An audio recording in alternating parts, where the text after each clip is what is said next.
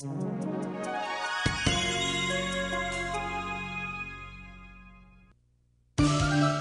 here to replenish your spirit and to awaken something within you. David Irvine is indeed a wonderful speaker. He is a communicator. David Irvine is one of North America's most inspirational and thought-provoking speakers. My question for you is how life-giving, how much life is in your giving in your organization? And how much life-giving energy are you bringing to your organization?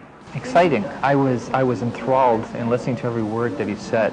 One of the things that I challenge leaders today, and I challenge you today to look at, where's the balance in your own emotional, psychological, and even spiritual ecosystem within yourself? For more than 15 years, he has been impacting the lives of corporate executives, entrepreneurs, healthcare professionals, farmers, teachers, and community leaders across the continent. How many of you find at the end of the day that you have spent the day just simply fighting fires and just responding to the urgency, instead of doing what's really important, what really matters? While he offers a wide range of topics, including accountability, balanced living, authentic leadership, and succession planning, his strength is the depth and realness he brings to his work.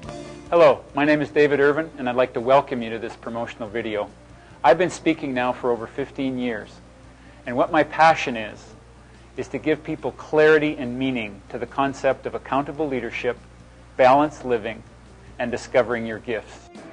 Let me tell you, life-giving leaders today need to courageously insist on participation. The message that he has sent in his presentations, to me in particular, has meant a lot to me. Dave is the author of the national best-selling book, Simple Living in a Complex World, Balancing Life's Achievement, which has touched the lives of thousands of people. He is also the co-author of the national best-selling book, Accountability, Getting a Grip on Results, a thought-provoking and practical book for leaders in organizations. We do not have a political crisis. We do not have an economic crisis. We have a crisis of accountability. And perhaps what I really mean is we have a crisis of maturity, because we have not fully grown up and taken responsibility for our own lives. We still expect our organizations to treat us as parents. We found that in this very large organization of well over 10,000 employees, that it became a practice of looking at accountability, the purpose of why we're here, becoming accountable. And so it started a whole trend in that workplace. We think that accountability has to do with blame. Folks, if you're blaming, it means you don't have accountability. Because when you have accountability, then you don't need to blame. But one of the things that I've discovered is that you don't raise accountability in children by giving them things. You raise accountability in children by giving them an opportunity to contribute. I don't think that's any different in the systems that we work in. People need to feel needed. There's nothing worse to one's accountability and sense of motivation than not to feel needed. I thought David was a very inspirational speaker. I thought he had a lot of good ideas, not only that could be applied in the workplace, but also in my own personal life. David holds degrees in science, human development, and social work. He is taught at 3 universities and at the Banff Center for Management. And I challenge the notion that maybe in this psychological age that has put so much burden on management, have we not also robbed employees of the opportunity to be accountable? When you hire me, you don't just get a performance or a message. You get a sense of who I am as a person. Feelings are the force of nature in an organization, but they need to be what? Contained. Otherwise, it'll contaminate. Pain is a part of life. Are you supporting your staff? You're included to help you get through that pain.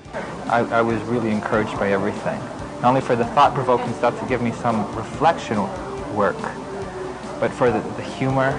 The last 3 words of every fairy tale. Happily ever after. You ever read a fairy tale where the prince and the princess rode off into the sunset, occasionally depressed? We've got to give people permission to feel. One of the reasons that we don't give people permission to feel in organizations is because we take it personally. He is a phenomenal speaker. David's life is dedicated to helping leaders at all levels of an organization and community to create meaningful, vital, authentic lives. What I hope for you in your life is that you understand that there's a difference between a successful life and a meaningful life. That's my vision, is that we can begin to bring more of who we are to what we do. So there's a little overlap. I think it's inhuman to expect that your work will give you a total satisfaction in your life. How many of you found you got to have something outside of work? But maybe we could have a little more on the soul's needs within the work that we do. How many of you know what it's like? Some days you're the dog and some days you're the hydrant.